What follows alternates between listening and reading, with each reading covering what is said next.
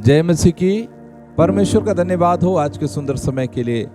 आज हम परमेश्वर के वचन से याकूब की पत्री उसके 4 अध्याय के 4 वचन से कुछ बातों को सीखने जा रहे हैं। यहाँ पर लिखा है, हे व्यभिचारिणियों, क्या तुम नहीं जानते कि संसार से मित्रता करनी परमेश्वर से बैर करना है।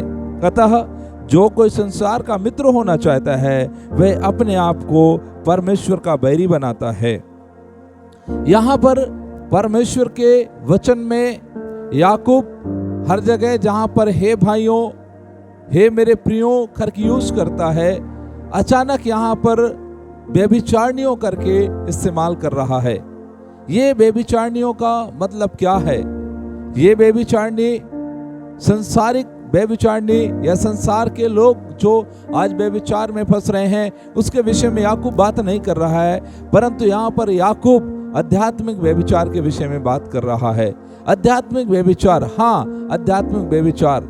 हम परमेश्वर से जुड़े हुए हैं, परमेश्वर के साथ चल रहे हैं, तो हम आध्यात्मिक व्यभिचार में कैसे फंस सकते हैं, इसके विषय में याकूब यहाँ पर सिखाना चाह रहा है कि आत्मिक व्यभिचार संसार के साथ मित्रता है।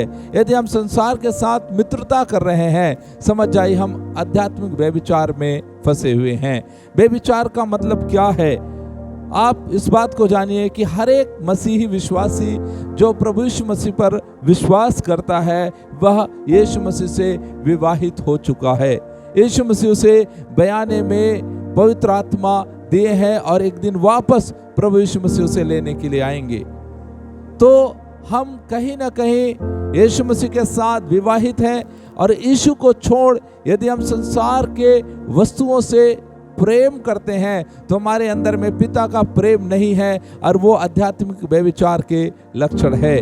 पुराने नियम में भी यदि आप देखेंगे तो परमेश्वर के दास लोगों ने परमेश्वर को अपना पति के रूप में स्वीकार करते थे और मानते थे। नए नियम के अंदर में भी हम विश्वासी अपने आप को यीशु के दुल्हन के रूप में प्रस्तुत करते हैं। इसलिए मेरे प्रियो, यीशु का दुल्हन अर्थात संसार से बैर रखने के बराबर है। अब दूसरी बात, जिस तरह वैवाहिक व्यभिचार एक भयानक पाप है, उससे कहीं अधिक पाप आध्यात्मिक व्यभिचार है। अर्थात यदि हम यीशु मसीह को छोड़ संसार से प्रेम करते हैं, जिस तरह यूहन्ना की पत्री 2 अध्याय उसके 15वें आयत में ऐसा लिखा है, तुम ना तो संसार से और न संसार की वस्तुओं से प्रेम रखो, क्योंकि जो कोई संसार से प्रेम रखता है उसमें पिता का प्रेम नहीं है। अर्थात शरीर की अभिलाषा, आंखों की अभिलाषा और जीविका का घमंड, ये संसार ही की ओर से है। तो इस बात को सीखिए कि संसार से प्रेम करना मतलब हम आध्यात्मिक व्यभिचार में फंस चुके हैं। तीसरी बात हम देख सकते हैं कि संसार से मित्रता मतलब परमेश्वर से मित्रता का विरोधी है। हम दोनों को मित्र नहीं बना सकते, या तो संसार से हमारी मित्रता रहेगी या तो परमेश्वर से हमारी मित्रता रहेगी। आज हमें डिसाइड करना होगा कि हम अपना मित्र किसे बना रहे हैं। यदि हमने परमेश्वर को अपना मित्र के रूप में चुन लिया है, परमेश्वर को अपना पति के रूप में अर्थात दूल्हा के रूप में चुन लिया है, तो फिर हमें संसार से बैर रखना ही पड़ेगा।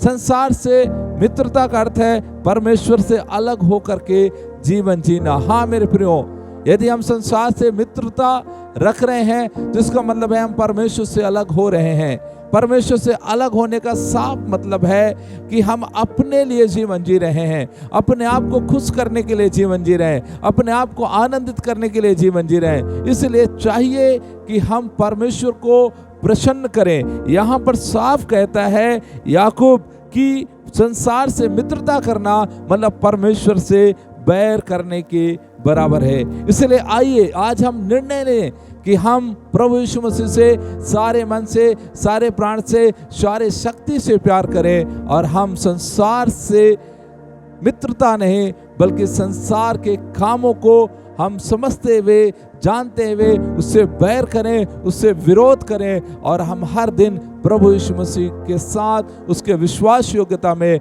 एक अच्छी दुल्हन के समान अपने दूल्हा का इंतजार करते हुए हम बढ़ते जाएं। आमीन।